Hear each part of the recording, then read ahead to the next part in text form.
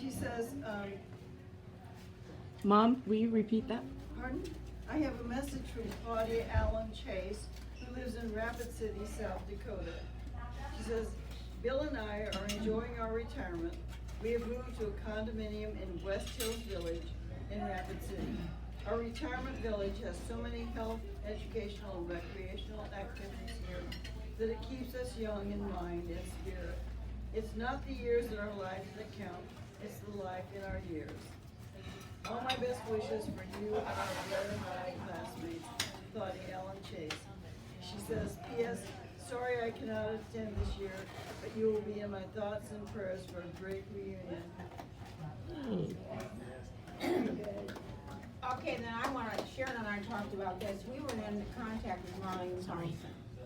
And I'm sure all of you remember Marlene. And in fact, there's a picture here with you, Lee, at one of our reunions. You want to point that out so people, I know they remember Marlene. But I said, Marlene, she sent me she led a fabulous life. And She has. yes, and I think we need to note that here tonight. Yeah, she did. She wanted to be here in the worst way, but she couldn't. She lives in Denmark. She's in a wheelchair. But I want to read you a little synopsis of what she sent me about her life. And I'm going to sit down again. So, anyway, she graduated from Dana in 1958. She taught English at a girls' school in Kyushu, Japan for 3 years.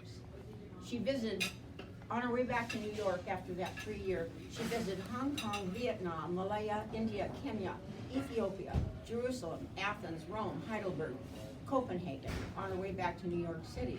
When she got back, her mother had remarried and was living in Mahanoy, Minnesota on an Indian reservation.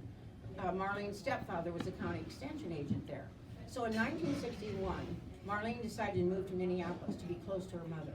She became a counselor for the Lutheran Student Association of the University of Minnesota campus. Later, she moved to San Francisco teaching immigrants in Chinatown in the Mission District under the War on Poverty program. She met a Turkish immigrant and fell in love, but the relationship did not work out.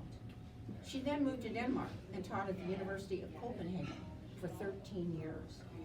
In January of 1980, Marlene met Thurkild Thurkildsen, who was 13 years her junior.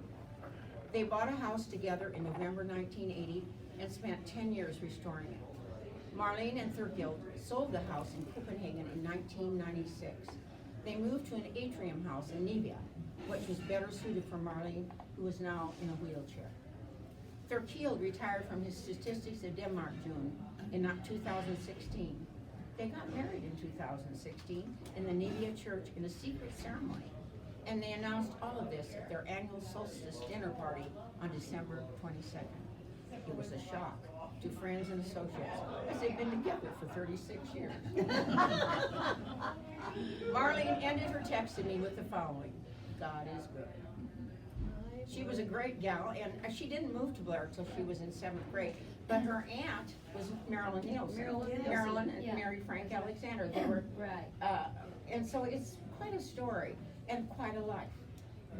She was very adventuresome, I would say so. And she's still doing so many interesting things. She, despite her, disabilities, Oh, yeah. she is just so And a good attitude. She's a gardener. She loves to garden. and she gives piano lessons and all. She was here 10 years ago. For those of you who remember, she was here with Thurkild. Very, very nice looking Yeah. younger man. There you go. There you go, Not girls. too bad.